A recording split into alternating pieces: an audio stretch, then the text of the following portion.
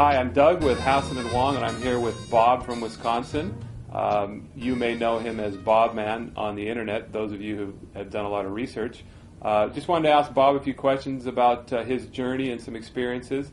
Bob, tell us a little bit about the thought process and when you started thinking about a hair transplant and how that all began. Sure.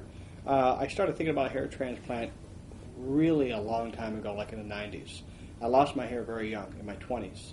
So considering a hair transplant was something that was on my mind for a while. But I forgot about it for a while as well. Mm-hmm. And went through a hairpiece transition, and then I got out of that, and ultimately ended up finding Hasson and Wong. So early on, your hair loss started to bother you, and you wanted to think about alternatives and how to regain the look. Well, the reason I wanted to regain the look was I was getting married, and I didn't want to be the bald old guy, you know, in the wedding photos. Right. So I ended up getting a hairpiece, and at the time it was okay, but it wasn't what I have now. Right. In no means, but it got me to what I wanted to be, and for a little while, I want to say on and off for 6 years, I wore it. Yeah. Now you had mentioned that some of the technology from the older style transplants didn't appeal to you while you were starting to research. It was like that wasn't for you, was no, it? Well, it was the 90s now, looking back, and you could tell that one of the reasons I couldn't do it is I couldn't afford it. Mm-hmm. The main reason why I didn't do it is because it was pluggy looking, it didn't look natural. It was something that always hesitated me to really jump forward into getting something done then. Right. I stumbled upon the internet and I found Hasson and Wong. Mm-hmm. And I kept looking at not only were there a lot of patients with amazing results, but there was always new ones being added on. Right. And what separated them from anybody else is I could actually view the weblogs of patients who were literally going through the transformation. And that was exciting. But what ultimately separated Hasson and Wong from anybody else was the massive amounts of results. You saw results from Hasson and Wong that were better than anyone else's, and that kind of drove you to really give it a look. Yeah, they were better in a sense of they were better documented. The photos didn't seem touched up. Mm-hmm. It just seemed very naked and in your face, and you couldn't really hide what was being done. Mm-hmm. And the fact is that they were doing, Hasson and Wong is doing much more as far as amounts of grafts per session than anybody else that I was looking at. Really?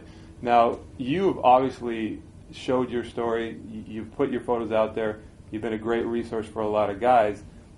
So would you say that when you saw these other patients doing that, was that as much a driving force? I mean, you took the results, but then you saw other guys, kind of regular guys like you. Was it a combination of those two that kind of made you decide this is the place for me? Or was it more just looking at the website, seeing the results? What's interesting is that I got to see a lot of guys that were in my shoes at one time. Mm-hmm. I mean, I was a Norwood 6, headed towards 7, mm-hmm. 6 plus. Yeah. I mean, there wasn't much left on top of my head. Uh-huh. So let me interrupt you there. From what I remember, there wasn't anything left on top of your head. Okay. But basically what it was is I got to actually kind of find someone who was like me, mm-hmm. watch their progress, see them before, see them during, see their after, and it was, again, it just goes right back to the results that kept me coming back to Hasson and Wong. So ultimately, I just decided that this was the place for me. I hear the argument that the guys that are a little less educated, they don't know the differences between the clinics, and they think, well, it's a long way to go to Vancouver. Maybe I just go, to my local guy, or maybe I'll just, hop on a short plane ride, right, half hour away or whatever. What was your thought process on, Vancouver? Was distance ever a concern or an issue, or did you feel like going to the local guy? No, absolutely not. In fact, that was never really my intention.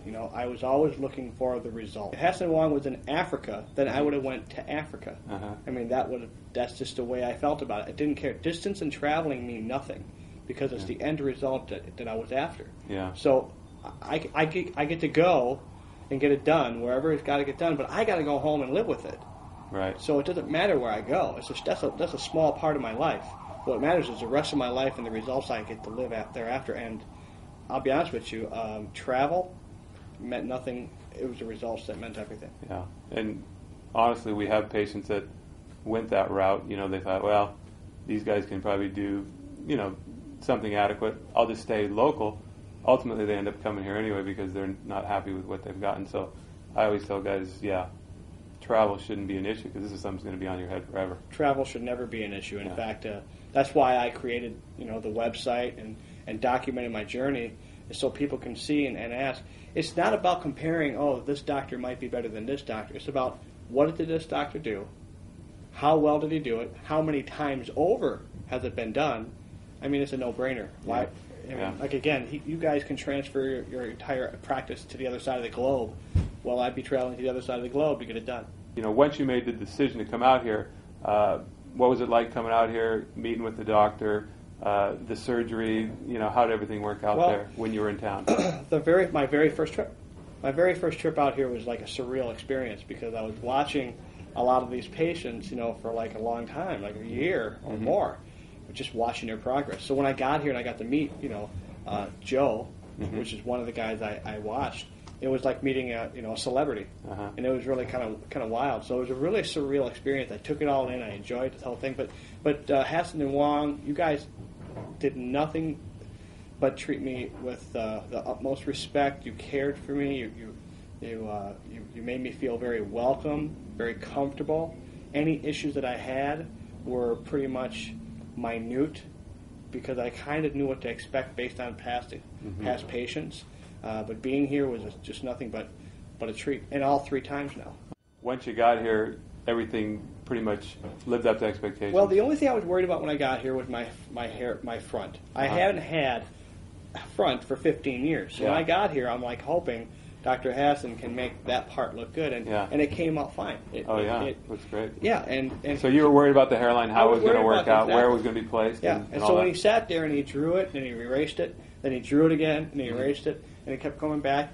And when he finally gave me the mirror and we looked, and after that, I had no worries. Yeah, I knew I was in great hands. So that process takes a little bit of time because he wants to perfect it. He wants to make sure that you're understanding what he's trying to do. You get your input, and he made me happy. And you go back and forth, right? Within reason. Right, it made me happy.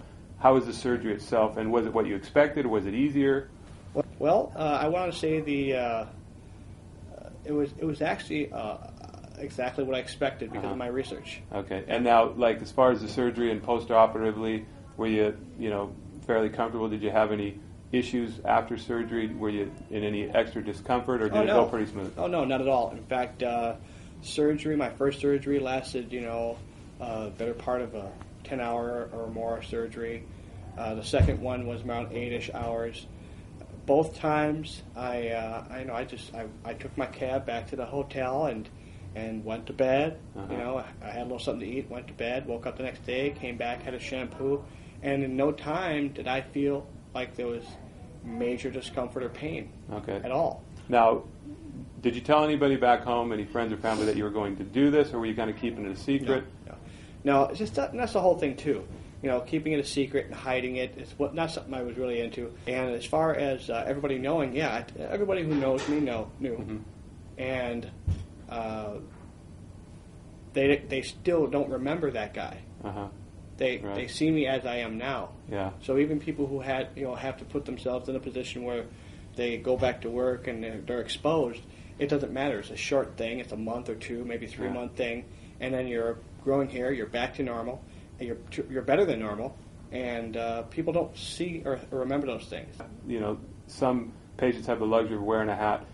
With today's modern technology that we employ here, very minimal scabbing. Usually things look fairly reasonable within a week or 10 days. Would you say that maybe after a week, 10 days, you just had the short hair and you probably could have gone without a hat at that point? Actually, yeah. Like I said, I could have, but I didn't. Because you had the luxury of wearing the hat. I had the luxury of wearing a hat. And I'll be honest with you, at first it was kind of like a security blanket. Because I kind of wanted to keep things to myself. I kind of wanted to kind of keep it within my family and not share that to the world. The second time, I didn't even care. I didn't wear a hat. I didn't even wear a hat home. It didn't matter. Yeah, and that was in the back, so it was a little less obvious. Right. But Right. you were proud of your transformation by then. Absolutely. Yeah. Absolutely. Great.